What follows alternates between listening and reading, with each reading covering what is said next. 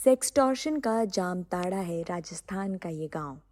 राजस्थान के कैथवाड़ा में ठगी का धंधा 2 दशक से भी अधिक पुराना है।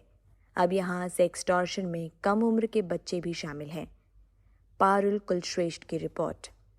सेक्सटॉर्शन ये 2 शब्द सेक्स और एक्सटॉर्शन यानी जबरन वसूली से मिलकर बना है। इससे जुड़ी खबरें अक्सर नज़रों से गुजरती होंगी आपके। इस अपराध को अंजाम दिया जाता है मोबाइल, लैपटॉप या अन्य किसी वेबकैम से। किसी अजनबी शख्स की सेक्स एक्टिविटी या न्यूड फोटो को रिकॉर्ड कर उसे ब्लैकमेल किया जाता है। अपराध का ये तरीका सेक्सटॉर्शन कहलाता है।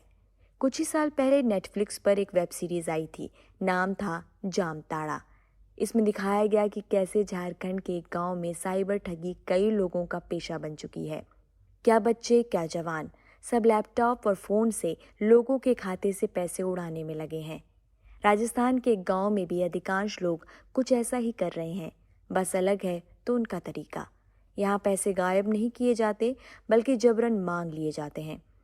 यहाँ शिकार खुद पैसा देता है, न OTP चाहिए और न बैंक डिटेल्स। ये गांव है कैथवाड़ा। धूल फांकते इस गांव का ये अमृतकाल चल रहा है।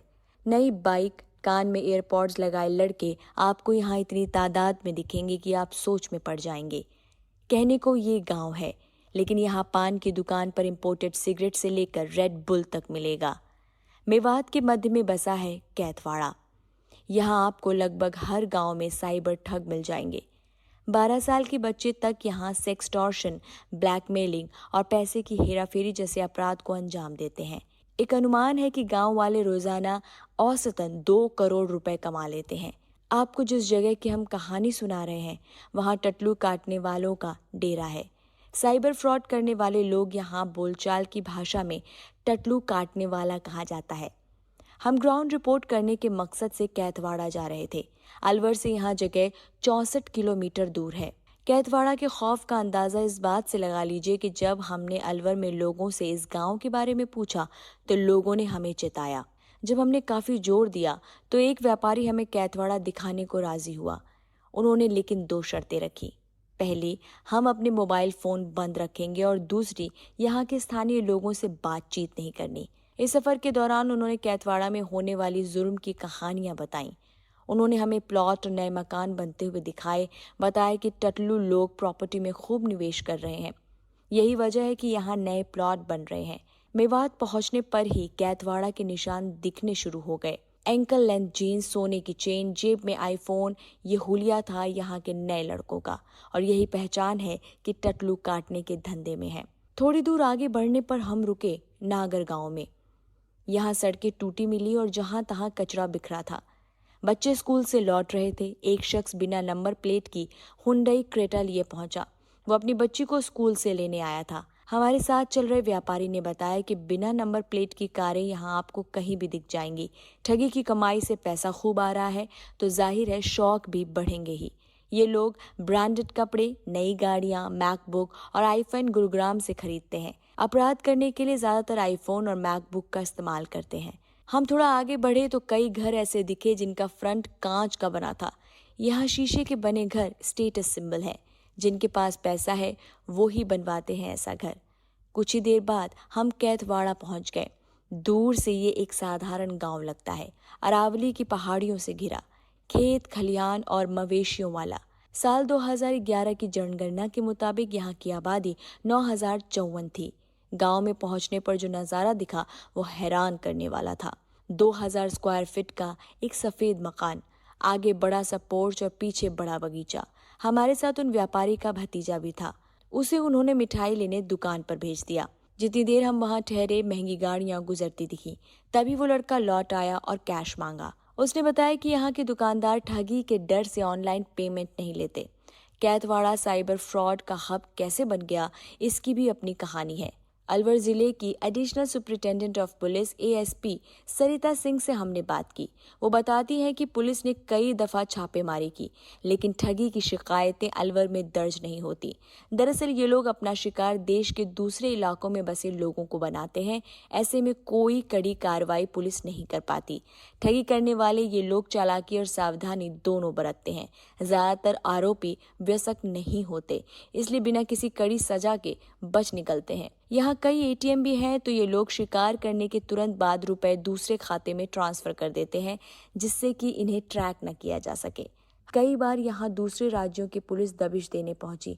उन्होंने स्थानीय पुलिस को जानकारी दी नहीं। ऐसे में गांव वालों ने बाहरी पुलिस कर्मियों को बंधक बना लिया। ये लोग पुलिस की आमद होने पर लाउडस्पीकर से चेतावनी जारी करते हैं। यहाँ तक कहते हैं कि गांव वाले पुलिसकर्मियों को जिंदा नहीं छोड़ेंगे। इस इलाके में ठगी का धंधा 2 दशक से भी पहले से चल रहा है। पहले लोग ऑनलाइन नकली सोने के सिक्के बेचते थे।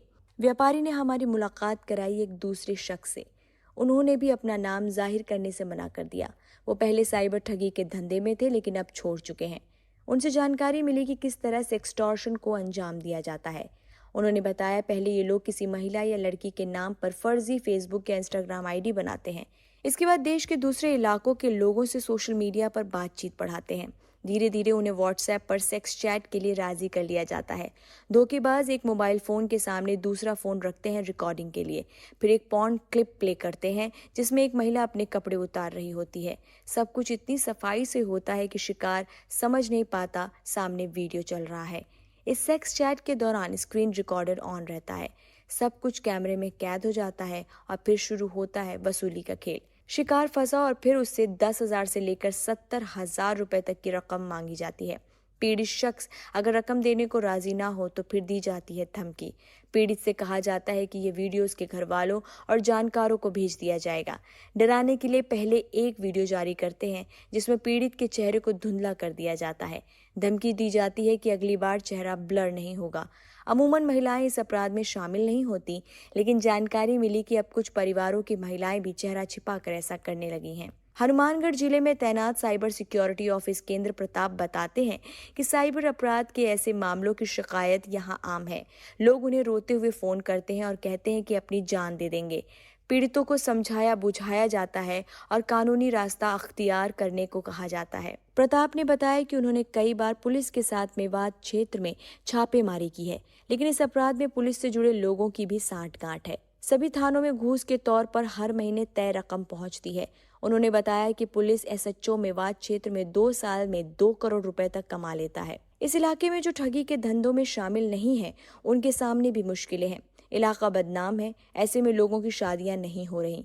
वहीं जो टटलू काटने के धंधे में हैं, उनके यहाँ महंगी शादियां होना आम बात है। यही नहीं, कैथवाड़ा का सोशल मीडिया पर भी नाम है। ऐसे कई इंस्टाग्राम रील्स हैं जिनमें स्थानीय गायक ठगों की बहादुरी का गुणगान कर रहे हैं। फेसबुक पर हाल ही में एक मेवाती कविता वायरल हुई, जिसमें एक शख्स कविता पढ़ रहा है, जिसमें कहा जा रहा है कि टटलू काटने वाले कैथवाड़ा को प्रसिद्धि दिला रहे हैं। कैथवाड़ा भले ही गलत वजहों से सुर्खियां बटोर रहा हो, लेकिन ठगों की कमाई हो रही है। फिर वे बदनामी की